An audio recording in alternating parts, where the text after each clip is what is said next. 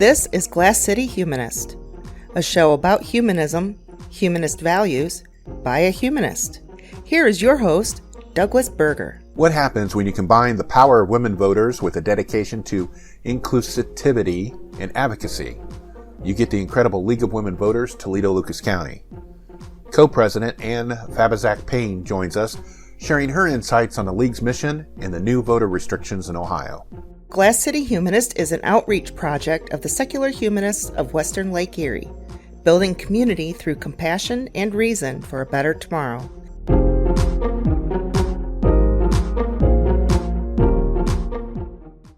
Our guest today is Anne Fabazac Payne. She is currently the co-president of the League of Women Voters, Toledo, Lucas County. She's a retired registered nurse and a lifelong Toledoan.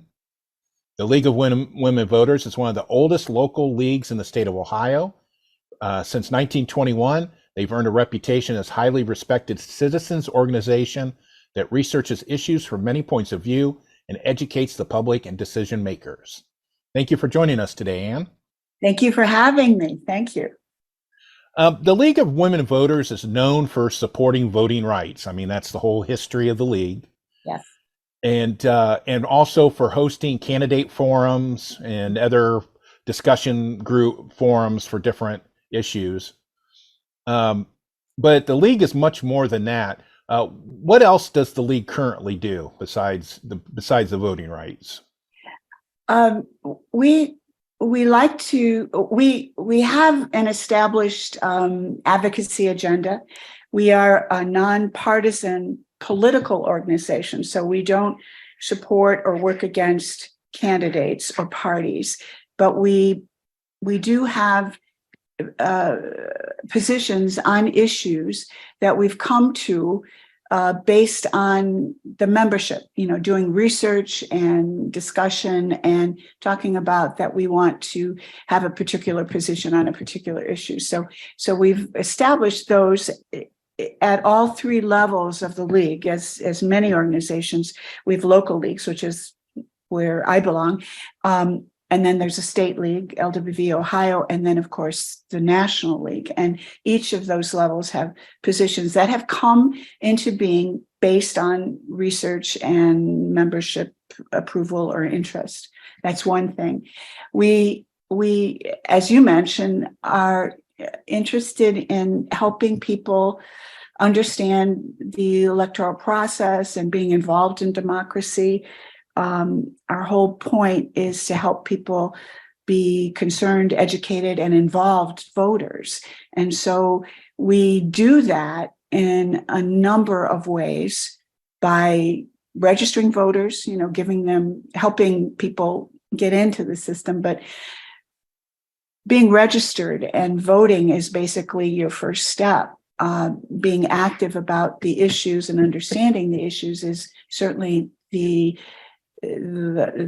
most important part of our responsibilities as citizens. So we publish for every general election, we publish a voter's guide that's available on our website. It's available on vote411.org, but with a link, through a link on our website.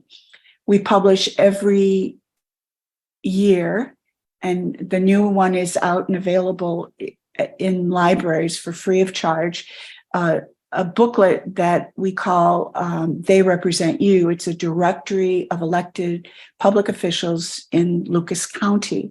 So those are a couple of particular things that we do, but we also, when we feel necessary to speak out, we speak out as a group with letters to the editor or testimony at the State House, or even locally, if there's something that we feel that we have an agreed upon perspective within our local league that we want to speak out about.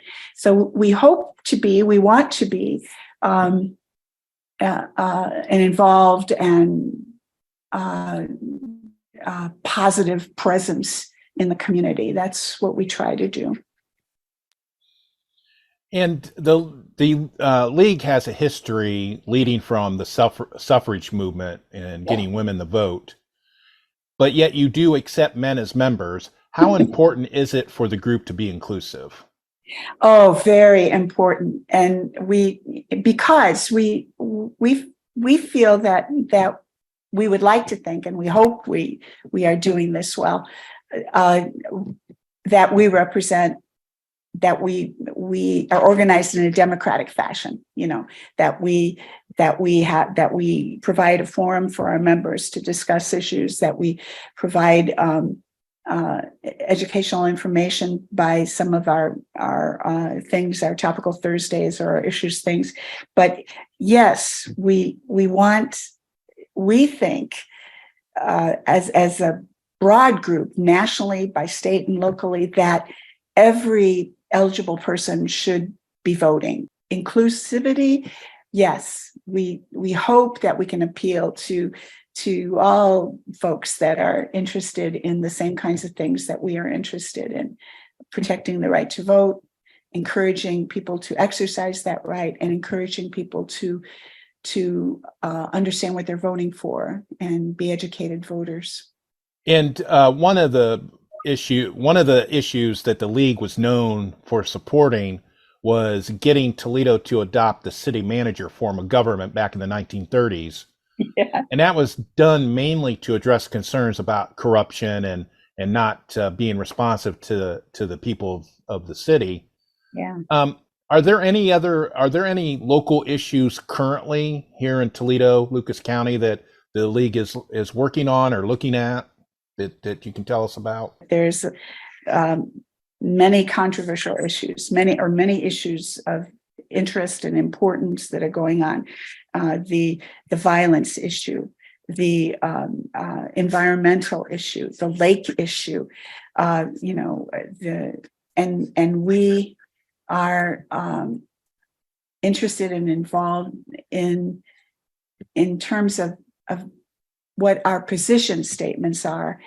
We are an organization that is all volunteers, and so we are focused on the things that we can have an impact on, like helping to register voters, helping the public understand what their candidates might stand for by offering the voters guide, helping the public maybe make their own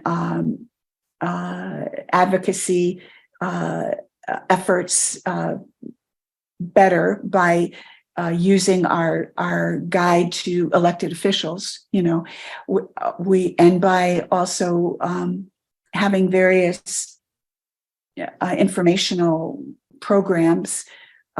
As I mentioned a little bit ago, the Topical Thursday program that we had in our general meetings, which are open to members, but anyone who would be interested in finding out more about us could come. We always have a speaker on a topic of concern. As we know, the League of Women Voters, your prime mission is voting rights. And Yes. In Ohio, we've seen the legislature work harder and harder to try to restrict voting. Can you talk about some of those restrictions and other issues that we have here in Ohio with voting? Yeah, we just recently, the legislature has changed the way that people are required to identify themselves when they go to vote in person. So either at the early voter time or on election day at their local poll. And ways of identifying yourself may not seem too difficult. They can be. There are hidden barriers, hidden obstructions. In the past, you could use any sort of government issued ID that you had, even a hunting license, or if you were going to a public college, a transcript that showed your name and address. Now you're really limited to an unexpired driver's license, an unexpired state identification, a military ID, and the military ID has to be a U.S. military ID card, an Ohio National ID card, or a U.S. Department of Veterans Affairs ID card. Can't be a membership to your local VA post, or a U.S. passport or passport card. people seem to think that, well, everybody's got an Ohio ID. No, not everybody drives. And if your license is suspended, your driver's license is suspended for some reason, you don't have it in your possession. And it can be suspended for things like drunk driving, but other things are punishments. Other things that can be child support or alimony or other kinds of civil infractions other than driving infractions that can result in the punishment of the removal of your driver's license for a period of time. And so then you need to get an Ohio ID. One thing that the state legislature has done that has been good, but it's not quite enough, is that if you are 17 years of age or older and are using this ID for voting, then you can get it free. And that's great. But in order to get that state ID, you have to prove who you are, that you are a citizen, that you are of a certain age, that you are who you say you are. So you need an official document, a birth certificate. If you are a person who has changed their name because of marriage and then got divorced, or if your name is different than on your birth certificate, then you would need those papers to verify that. And maybe you have those papers, but likely you may not. And so then you have to go to the health department usually, or whatever government agency has those papers, and buy them. And so that charge is a poll tax, essentially, because you need that ID to vote, unless, of course, you have a valid passport. Now, having a valid passport is not a simple thing or a cheap thing either. So that's, not something that would be really readily available. Or if you've been in the military and you have a military ID of such, but that is a certain percentage of the citizenry that has that. So though there are hidden barriers in these new laws that, you think, oh, it's not a barrier, it's not a problem, but there are hidden barriers. And so, if you don't have the money to get that, get the paperwork that you need to get the ID, or the time, or whatever, if you're in a nursing home, and you don't have an active ID, there are other things, other steps that have to happen in order for this to occur. Now, that's for in-person voting. But if you do absentee voting on your kitchen table, you can just use the last four digits of your Social Security number, which you don't have to include a picture of your ID or a copy of your ID or anything like that. Not yet. Exactly. That's it. What is the next step? I know some states require copies of IDs to be sent with absentee ballots. Exactly so. Now, maybe this is a good time to mention this organization that will help you get an ID if you have those problems of locating documents that will help you get the state ID for free.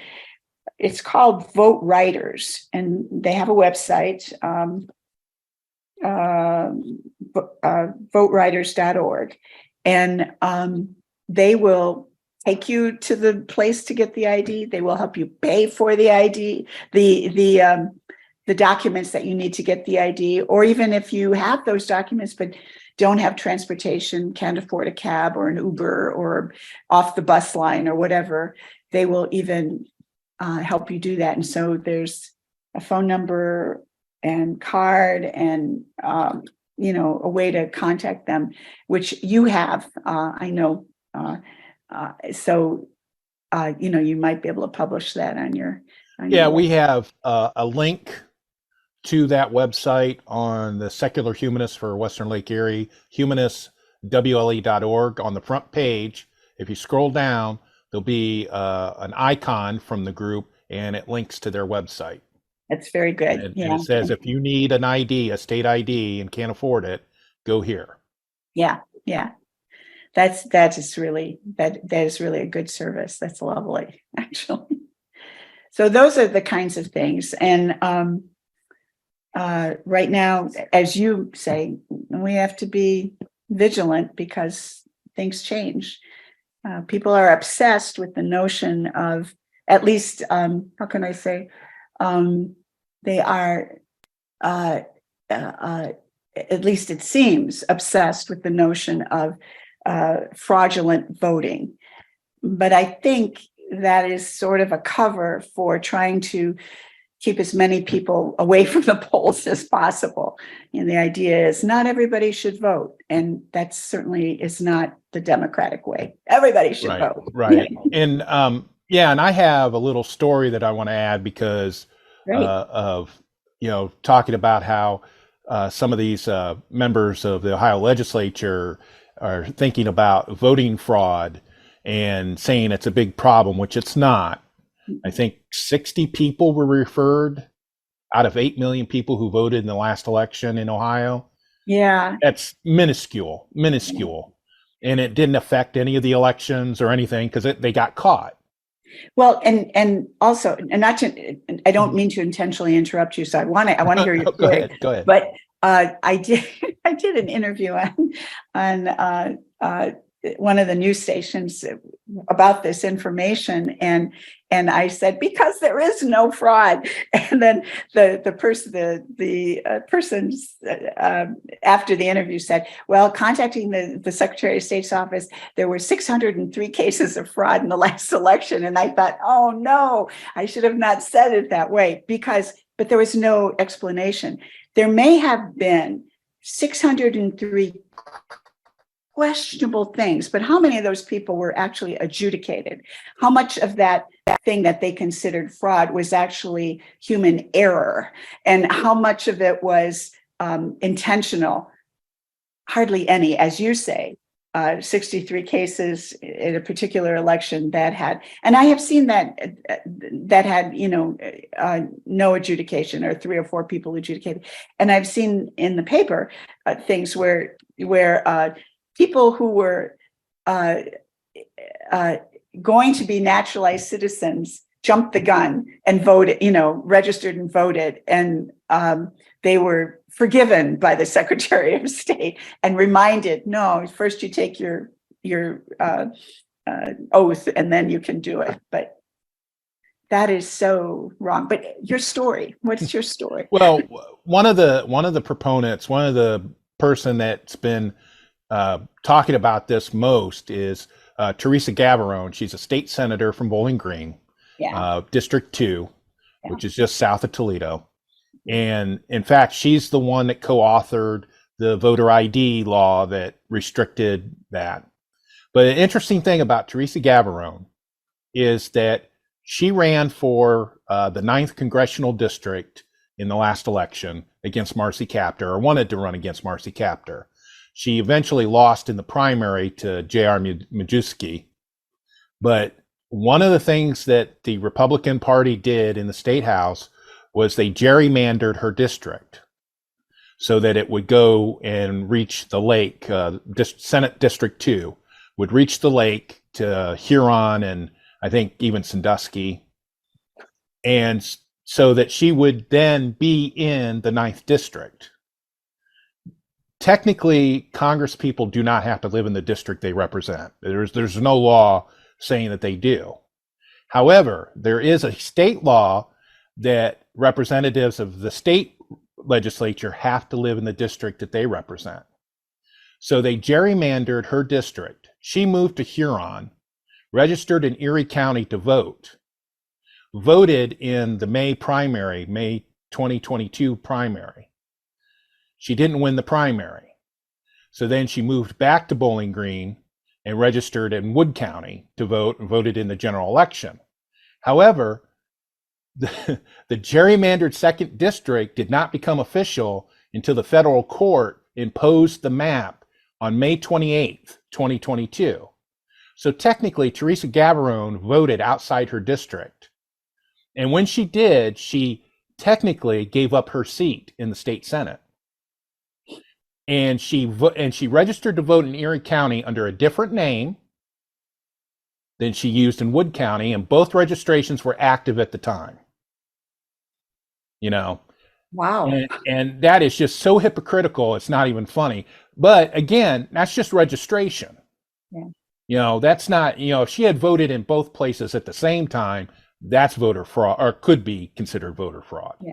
Yeah. But it's just interesting that a person who is saying, "Oh, we got to have voter ID and people should not vote and it's fraud," she played the game with the system. That is very interesting. And I like telling people that story because they just don't believe it. And if you look at state law, her district where she was living did not exist until after May 28th. And she voted in the primary on May the 3rd. Your story brings up a really important issue for the League of Women Voters, and has been since almost time immemorial, since at least the mid-60s, where we've been actively working against gerrymandering, just nationally, but certainly in the state of Ohio. And I personally have carried 5 petitions to get something on the ballot to fix gerrymandering. And we thought we had done it 2 years ago, well, actually 4 years ago, when we had gotten successfully an amendment that would say that had a lot of caveats, or a lot of rules against gerrymandering. And the Supreme Court was supposed to be the final decider. And the legislature simply ignored those rules. So there are continued issues with gerrymandering. You can talk about, as I have been this whole time, about citizen activism and citizen information, knowledge, responsibility, voting. Everyone should vote. It should be easy to vote.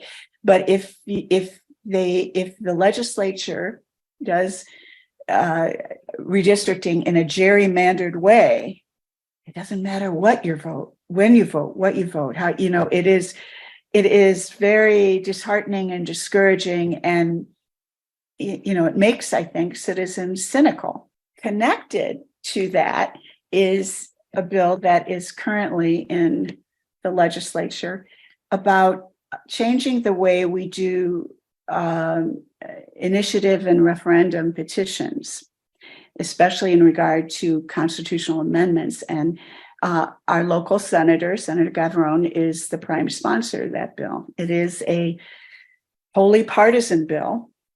And it is saying that in order to have a valid constitutional amendment that would be on the ballot, people collecting signatures on petitions have to win the election by 60% instead of just the majority, 50% of those elected. And that is there's a lot of hue and cry about this. That is a totally undemocratic bill. The original bill said that you had to have a certain percentage of signatures in all 88 counties.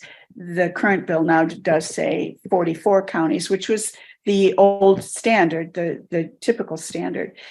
But this actually prevents citizens from the only method they have at their disposal, that we have at our disposal, to correct the legislature when we disagree with it, when we cannot correct it by voting the bums out of office, holding their feet to the fire by the ballot.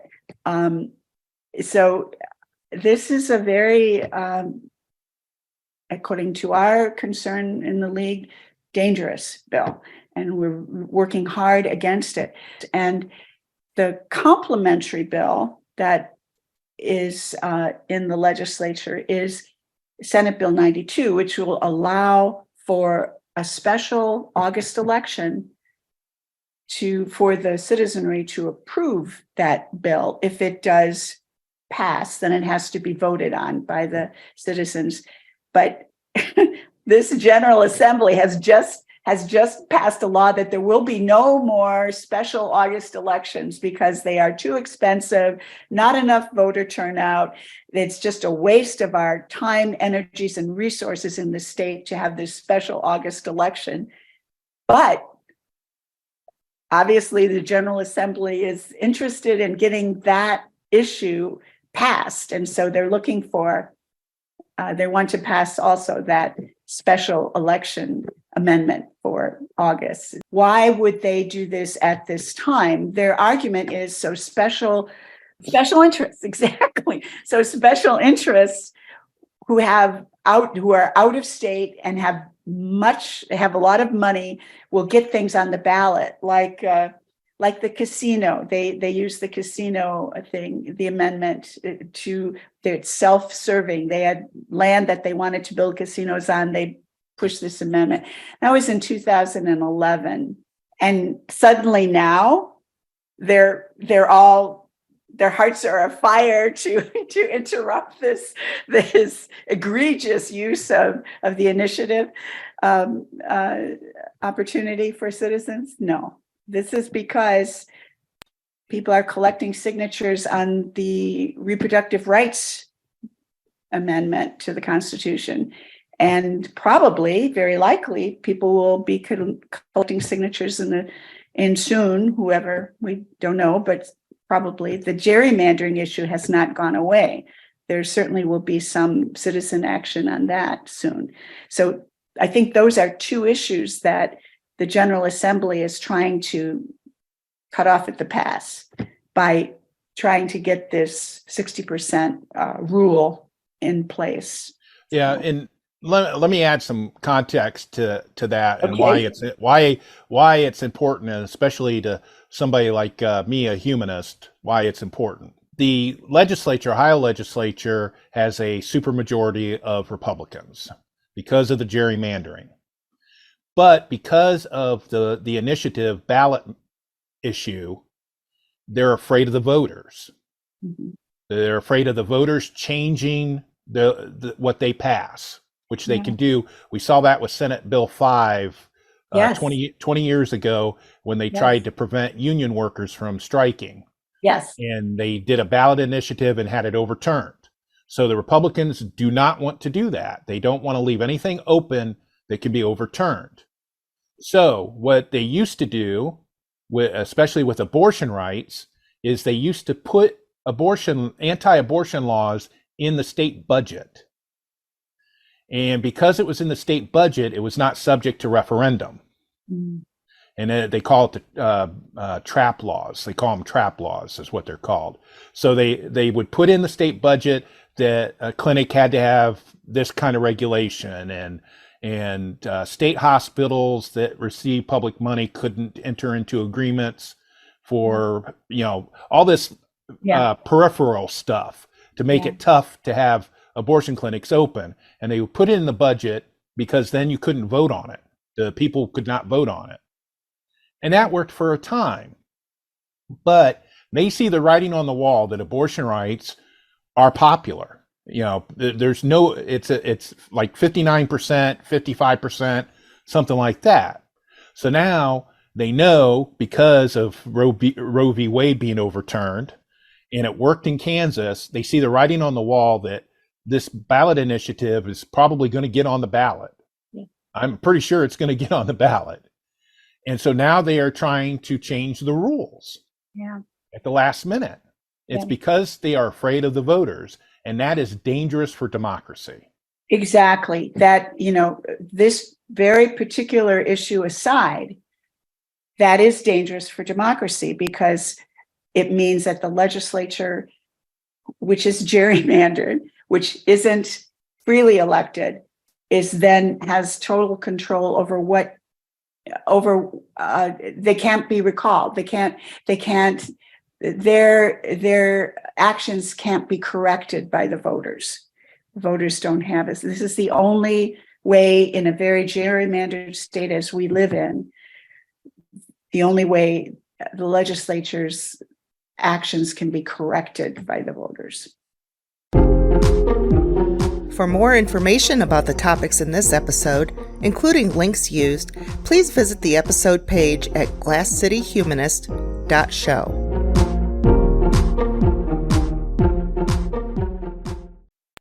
And when we were talking earlier before we started recording, you were talking about some education bills that are of interest to the league right now. Could you talk about some of those that you're concerned about? Yes. I wanted to. There are many education bills in the legislature now, and some of them have to do with students' rights and privacy.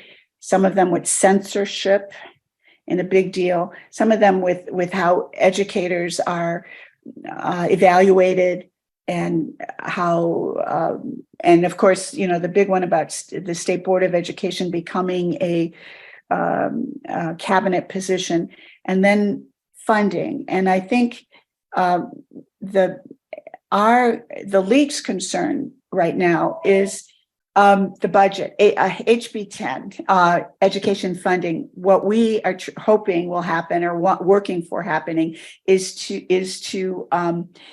continue the phase in of the Fair School Funding Plan.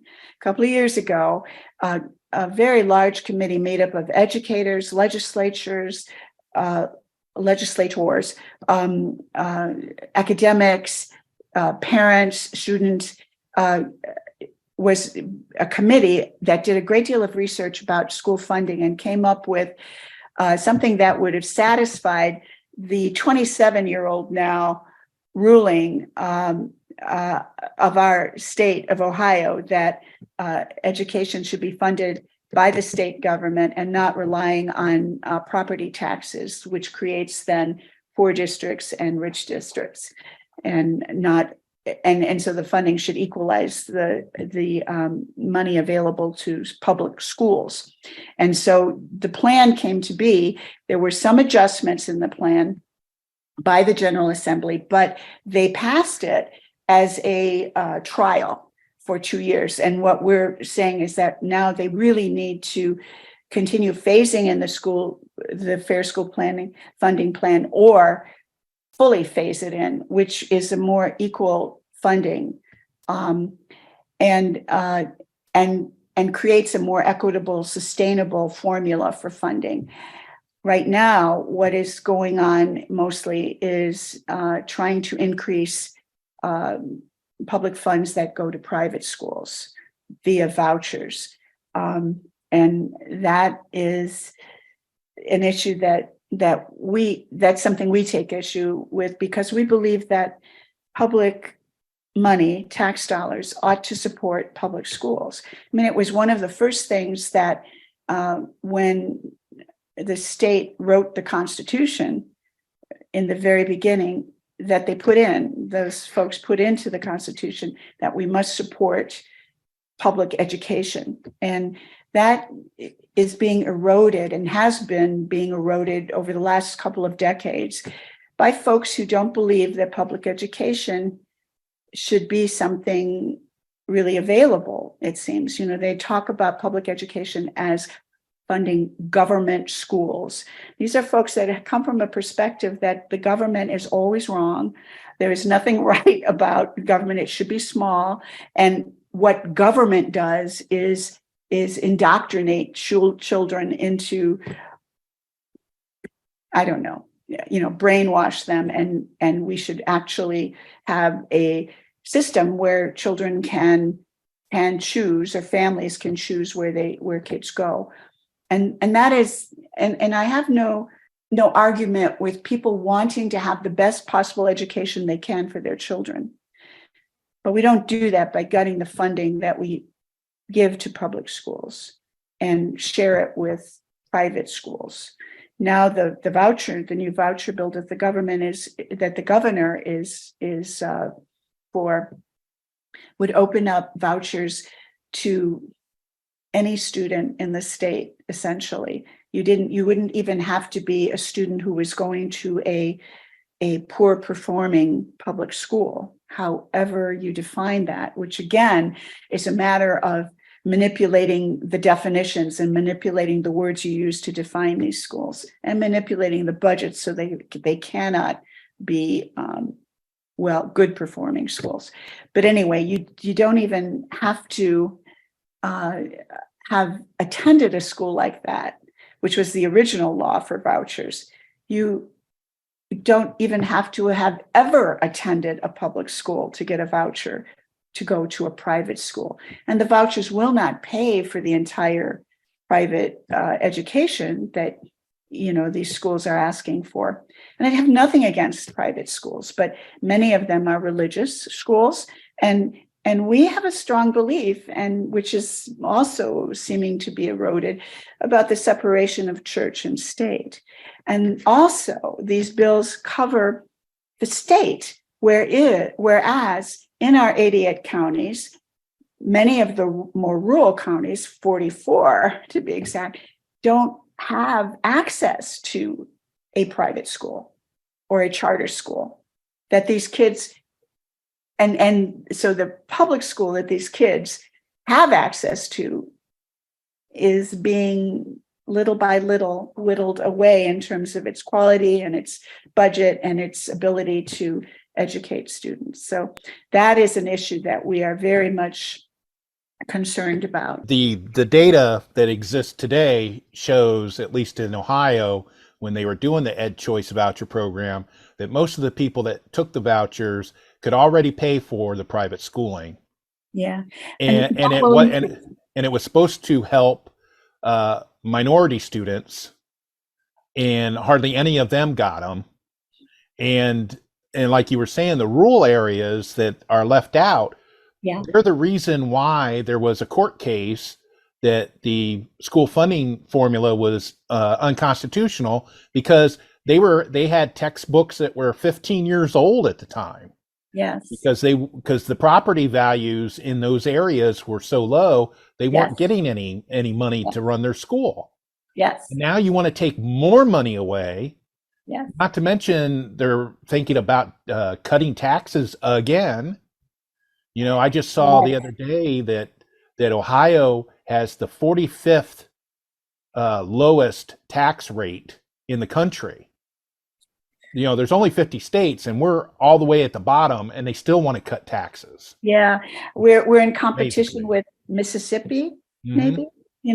That Right, kind of thing. and their schools are not very Maybe good, less. and Yeah. our schools are getting worse. Well, I think this, of course, is the argument that is often used, is that public education is.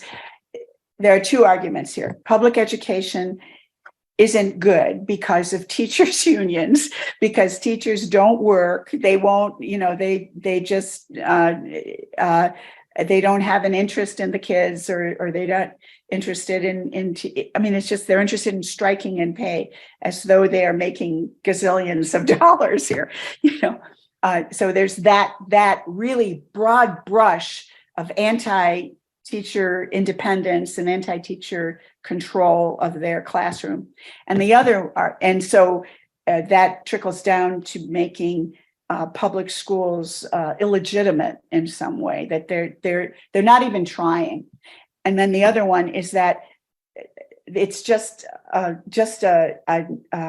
viper's nest of liberal thought, and they're indoctrinating these kids to hate the U.S. And it's like, what?